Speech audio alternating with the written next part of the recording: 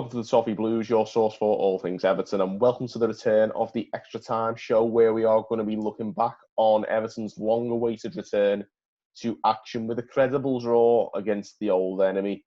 Everton 0, Liverpool 0 was the final score, and to go over it all again, I've got Terry and Owen alongside. We'll start with you, Owen. Not quite the embarrassment we were anticipating, was it? No, I thought Everton did very well. This could all have been a very different show if Liverpool got an early goal yesterday, because it would have upset our rhythm a bit. But we stuck to the task very well. For a team that didn't really have a recognised holding midfielder on the pitch, a lad on the right on the left who was making his first Premier League start, a lad on the right, Iwobi, was more of a natural number 10. I think our defensive display was very good in that sense. It wasn't perfect going forward. We looked very sluggish in the final third with the final ball and that. But as a team who was playing Liverpool after a 3-month lockdown where they're desperate to win the league, I thought we did very well. Yeah, I was pleasantly surprised. I mean, I think I made no bones about it. I think I was saying the other day that I wasn't going to watch it, and I kind of didn't. I was half watching it from behind the sofa, just sort of trying to distract myself, but couldn't help but keep popping it on every now and then, trying to see what was going on. And I was pleasantly surprised in the end that we, if anything, maybe should have nicked the win. I mean, Terry, what did you make of it? It was a well-executed game plan. I felt obviously it wasn't nice on the eye at times, because clearly the game plan was to let Liverpool have a lot of the ball and try and hit them on the counter, which nearly did work at one point, with the Tom Davies chance. But I think Ancelotti was just, pragmatic. He had a look at what he had at his disposal and who he was coming up against. And, forget it's Liverpool for a second. These are the best team in the league. If that's Man City yesterday, nobody's having any qualms about the attack and play. They're just we've done a really good job on them. We did that a couple of years ago under Koeman when we went away to the Etihad. And we didn't have much attack and play there, but we got the draw, and it was seen as a really good job done. And I think this game should be looked at in the same light, because it's not the same season as the one we were playing, because there's been a bigger gap than some off seasons, some summers. It is bigger than the off season, I think. Yeah, 3 months between kicking off one ball and kicking the next one. I think that is bigger than the summer breaks, isn't it? But I think he as Owen touched on there, he's got players out of position. He's got key players missing. So he's gone out and done a job on them, and I think every player did their part well. Some of them come in for some stick, Iwobi, but clearly he'd been told, Iwobi, don't leave Coleman exposed, because there was times in the game where they started off with Minamino and Firmino both playing, and Minamino's on the right, but he's not playing like Salah plays on the right. He's coming in and they're playing in each other's pockets. So all the threat is coming from Mane on that left-hand side. So the defence's job then is just to smother him, and he didn't get much joy, and it showed. It's I think it's a really good job done by Ancelotti to set out his team in full acknowledgement of what he had to work with and who he was playing against. And I think it's a good point, and it would have been an even better 3 points, but if to get that, we were banking on some luck going our way, and let's be honest, that doesn't happen. Yeah, no. I mean, that was the next thing I was going to touch on, actually. I think someone made a point on Twitter last night that even in derby games where we play horrifically, we always get one really good chance, and it never seems to go our way unless it's a consolation after we've already let 2 or 3 in. Yeah. I mean, how did we score 2 at Anfield playing that badly, but not score yesterday playing, really well? Exactly. It's just the way it goes, isn't it? Yeah, on the point of playing well, did we actually play that well, though? Because, obviously, I mean, we really grew into that game late on, the last sort of 20 minutes. But before that, I think, how good was the performance? Obviously, we defended as well, but we didn't really get, any sort of rhythm going, did we? No, I thought we were quite limited in what we had going forward. But this is a team who are 20-something points clear at the top of the Premier League. We set out to do exactly what we did, which was to nullify them, close the space down, sit quite deep and hit them on the break when we can. And that's what we kind of did. I don't think anyone's talking about any kinds of deficiencies in the final third that Tom Davis scores or Richarlison sneaks one in. I think it's more to do with how we were not clinical when we had the moments more than creating the moments. They had 10 shots and we had 9, and they had all the ball. So I think they created a far less with what they had than what we did. If we had a full strength team out and, the gap between Everton and Liverpool was a bit shorter, I'd say fine, we possibly could have done more, but I think it's difficult. Yeah, to be fair, I think given what we were all going into it dreading, I think it's a very, very good outcome, and I think the lads should be commended for what they managed to get out of that game. I think I said regularly in the build-up to football coming back that I was fearful of Everton's fitness levels and maybe motivation, and to see them grind it out like that, I was actually very pleasantly surprised to see that. Terry, what did you make of the sort of work rate? Was it better? It was certainly better than the 2 derbies earlier in the season, wasn't it? Yeah, work rate was second to none. You could tell like the players really did, want to get something from the game. But it's one of them. It's same. We've mentioned it for them, but it was the same for us. We hadn't had a friendly going into these games. It's like playing a Merseyside derby as your first game of the season, but you haven't had a pre-season and you've been off for ages. It's just I was the thing I was most impressed with was the work rate, considering how rusty some of the players will be. I mean, it did show on a lot of players. Like Andre Gomez wasn't great in possession and sometimes out of possession, but rustiness played a part there. I just think, obviously, if this game had taken place when it was meant to, and coronavirus never happened, it might have been a completely different game. Liverpool could have been. Well, let's be honest. Liverpool, were better before the season stopped, but they were also having a really bad run of form, and we would have had our crowd. Say a bad run of form. They were having a blip, but it was their first blip of the season. But so, on the other hand, though, we'd just been hammered by Chelsea 4-0 like a week earlier, so we'd have been on our knees as well. Yeah, but under Ancelotti, I don't think we'd have turned out that level of effort twice. Like, we might get beat twice in a row, but we wouldn't be, we wouldn't look like that twice in a row just from, the standards he set. So I'm really pleased that, going into the game, I was like everyone else, fearful, like, are we going to come back really sluggish because we haven't had a friendly? Without the home crowds, are we going to be really poor because we're not that great away? Are Liverpool going to come back and they're going to be, in really good form because they've had a longer rest than they would have ever had usually? There was a lot of things, going around, swimming through people's minds, and I think just every single one of those things you mentioned was swimming through my mind for weeks and weeks and weeks in the build-up to this. Well, yeah, definitely, and I think the Man City result did sort of take the pressure off the supporters more than anything. I definitely felt a lot more relaxed about the game when that prospect was ruled out, but let's be honest, even if the City would have lost, they still wouldn't have won it because we turned up and we did the job we were meant to do, and it's encouraging.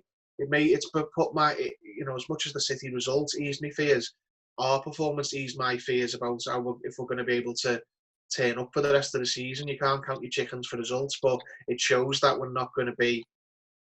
I mean, I don't want to say it, but my fears of us doing a Schalke have eased somewhat because that result. It showed a good level of character and commitment from the players, and now that's a very good comparison actually, because I think Schalke came back with a derby against Dortmund and lost 4-0, didn't they, in the first game, and I think they've only won once since. I think there's one big. I would say there's one big difference between Schalke and Everton. Schalke have David Wagner and Everton have Carlo Ancelotti. Well, yeah, exactly. I was worried that I thought that was a possibility. And as I say, you can't count your chickens yet. There's still a lot of games to go, and you can't dwell on the last result because you're going to go straight to Norwich now and build on it. There's no point getting a good point in the derby if you don't, build on it with a win at Norwich. And I just remember that's just brought back Steven Gerrard to me. That's we go Norwich exactly the same. Exactly. But yeah, I was really, really pleasantly surprised with the fitness more than anything else. I was very fearful. I always think that we're one of the least fit sides in the league, and to see us go toe to toe with arguably the fittest side in the league and do that, I was really, really impressed with that. Just one more thing before we sort of round it up. What did Everton have to do to win a derby? Because we had the chances again, didn't we? We have to be very lucky to win the derby, and I don't think that's ever going to come when you have absolute idiots on the pitch like Mike Dean, who don't know one foul from another, everything's a foul or nothing's a foul with him. Just clearly didn't have a clue, couldn't keep up with the pace of the game. And as for his assistant, Darren Can, has he been to like some sort of this is how you don't referee a Premier League game course? It's embarrassing, to be honest. So I'm even more pleased with the point that Mike Dean and Darren Can were strutting the stuff than if it was an actual competent referee. There isn't many about, but Mike Dean and Darren Can are by far one of the worst I've ever seen. Well, I think that's another thing we've done well in spite of we talk about the odds being stacked against us, but having those guys in charge of a game, it's a bit of a death knell sometimes, and so we've still got a point out of it in spite of that. And before we finish up, I've got to touch on one thing that I found absolutely hilarious from yesterday, and we made the players change in a porter cabin. Every game now, until the end of time, they're getting sent to that porter cabin. Yeah. Oh, that is the best thing I've ever heard. I know, I'm not sure what the situation. I know Tottenham have like loads of different changing rooms in their ground, and some have been like getting changed to arrive and all kinds of things. But making them get changed in the car park in a little porter cabin, like as if you're at like this music festival, I just think that's fantastic. Yeah, I would have every team ever now in that porter cabin before the game. No, I mean I've worked a couple of music festivals, and I've been on a campsite and been in one of them porter cabins and got changed myself in one of them, and I was just thinking that was so minging. We've made the champions elect get changed in one of them, and it just brings joy to my heart just thinking what we've put them through yesterday. Like, well, given that what with Premier League footballers are used to as well. I just think that's a absolutely brilliant little touch from Everton, and yeah, like you say, long may that continue with away sides coming to Goodison. Let's make them all change in the car park. Yeah, all for that. Another thing as well. I get a lot of stick when I say he's terrible, but Seamus Coleman plays excellently. So I want to go on the record and say Seamus Coleman played well. Yeah, he was man of the match, wasn't he? Mm-hmm. He was very good. Yeah, played really well. It was like a throwback performance to when he was, really when he was when he was the best, right back in the league for Martinez's first season. He was just unplayable at times, and that wasn't the Liverpool game wasn't his attacking best, but I don't think that was the job required. Sadio Mane is one of the best players in the world, and he really did get the better of him. Pocketed Sadio Mane this season. You can't think of many. Exactly. I mean, he did an excellent job, and that was probably the hardest job on the pitch, was to man mark Liverpool's best attacking threat, and he did really well. But just on that porter cabin thing, I love that. It's not even just that it was Liverpool. It's just that when we've left Goodison, we'll look back on all the little things like that. Going, when the season resumed, we had to put Liverpool in the park end in a porter cabin because the tunnel was too tight and changing. I think that is why. I think it's because the tunnel's too tight to maintain distancing. Because as you see when under normal circumstances, they're sort of like one then one then one then one when the players are coming out with the two teams. There's not enough space to be side by side, and that's just part of the mystique of Goodison, that it was so tight and so small that we had to put Liverpool in a porter cabin in the car park. I just think that's absolutely fantastic, and I mean, regardless of what the outcome of the game was, I just thought that was one of the best things I've seen for a long, long time. And shout out to like Dan Mice and that here, make the Bramley-Moore tunnel really, really narrow. So just in case this happens again, we know where we're going to make them get changed in the dock. Another thing, by the way, on that Porter cap, and imagine if the Liverpool players were coming out that way by the Park End with fans. Oh my God. It's terrible. I just think it's quality though, and it's unbelievably like it's hard to put into words just how amusing I found that when I first heard it yesterday. It was, and the fact that they didn't win as well, I mean, that just adds to it, of course. But Yeah, well, we need to factor that into Bramley-Moore, get a porter cabin built there permanently just in case we've got a big game coming up. yeah, it's just one of them. Just like, oh, where's just make them get changed in the dock. Yeah. It's one of them. It was just one of them that I couldn't get over it when we did it, and I wouldn't be surprised. We'll probably be doing that to every team that comes to Goodison between now and the end of the season. So, but just the fact that it was the very first time we've done it, it was against them and all their like players who can't stand just in the freezing cold, we're having to go into a porter cabin one by one to get changed. It was dancing down as well, wasn't it? I know it's a throwback. It's a throwback to like PE in school, isn't it? Where they like make you like run out of a shitty little changing room, and it's brilliant.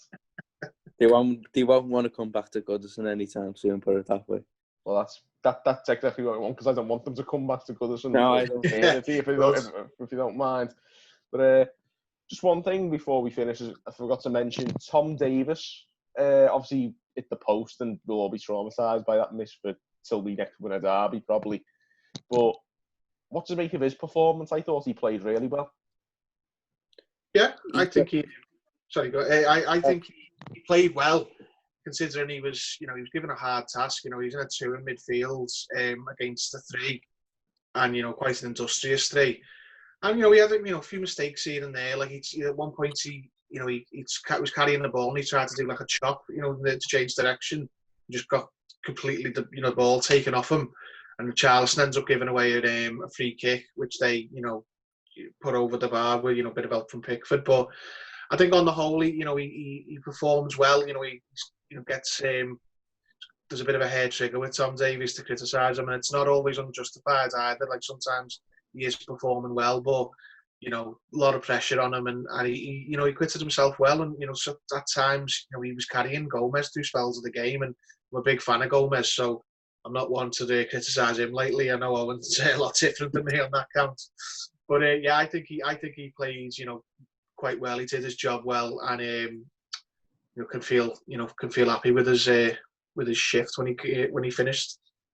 I think it was interesting. I think we were all looking forward to see him. Maybe like everyone says, Tom Davis is maybe one of those who struggles with the pressure from the fans, and I think he was one of those who we were really looking forward to see. Actually, without fans in the stadium, how he performing, he didn't disappoint, which is interesting, because this might be a good opportunity for maybe kids who might come into a pressured atmosphere to make the mark and maybe stake the claim for a regular place in the Everton team. Yeah, I thought he played quite well. The thing with Tom Davis and some people is he never plays well. So even if he does, he doesn't. So it's difficult. One that missed chance at the end won't do him any favours in terms of how he's looked back on in this game. But I thought he worked so hard. It's difficult as well with Gomez drifting in and out of position when he feels like it. That Tom Davis had to be the one who stuck in there. Richarlison even had to cover at times. So I think the fact that he was in a one-man defensive midfield at the time, I thought he did quite well. I think it was very, very impressive. And it's even more interesting. I've seen people saying, like, some people have said, like, Davis is awful and Schneiderlin's better than him and Delp's better than him. And I think that, I'd like to think that performances like that, if he keeps it up, will put anything like that to bed. Obviously, Schneiderlin's on his way, if rumours are true. His medical's meant to be this week. And it's time to move forward and have a new look midfield. And do you think Davis has got a part to play in that now? Well, it's sink or swim for him now, isn't it? I mean, the the midfield, the central midfield, is under the microscope now because obviously the new managers come in, immediately identified the centre midfield as an area of weakness and something that, you know, he's changed the sort of makeup of straight away by making it a two-man midfield. So, you know, Schneiderlin's on the way out. Gabaman's injured again long term. Davies now is across these, you know, next 8 games. I don't think it's harsh to sort of state that he needs to have the type of run that Calvert-Lewin and Holgate went on this season. Like the start of the season, Holgate and Calvert-Lewin, I think the jury was very much still out on the two of them. Now, the two of the most nailed-on starters in the Everton team. And I don't mean just, you know, oh, they'll play until they have a bad game and they'll go out again like a lot of young players do. They're now two of our most established, you know, first teamers.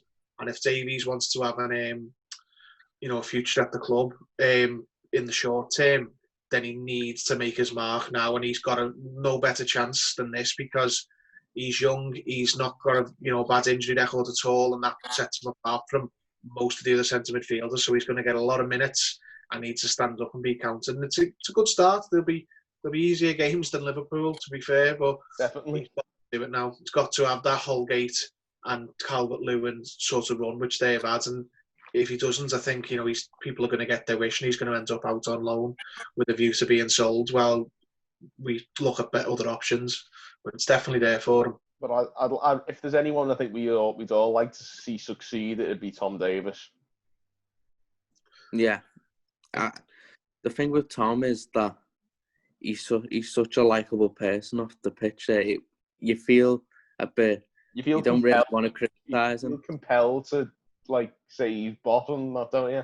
Just because he's a cracking character. Yeah, it's a difficult one. His work rate was second to none, so I can't really criticise anything else because I thought he gave his body to Everton yesterday, to be honest. And I know Alex Iwobi came into stick, but when you're a number 10 playing right wing back, I don't think he did too bad, to be honest. Yeah, I don't think there's many players you can criticise at all from putting in that kind of display after 3 months out and getting a decent result against Liverpool. I think everyone pulled the weight to some extent. So, considering the 2 derbies we've witnessed already this season before that, it's massive strides forward in that respect. And Jordan Pickford didn't give me an heart attack. Yeah, I mean, that's always a good thing as well, you know. But there you go. We'll leave it at that. That's about... I mean, I thought we'd be looking back on a defeat today, so I'm really, really pleased to be able to have this kind of discussion in a bit more of an objective manner and a bit more of a... certainly in a more pleasant mood than I was expecting. So, you know, we can't argue with it. And it's, as Stephen Gerrard says, we go Norwich exactly the same. So there you have it, guys. That's the analysis of Everton 0, Liverpool 0. Let us know what you thought of the game and anything we might have missed there. Give us a comment below. Give this video a like. And subscribe for more content. We've got plenty more coming your way. And thank you for watching on the Toffee Blues.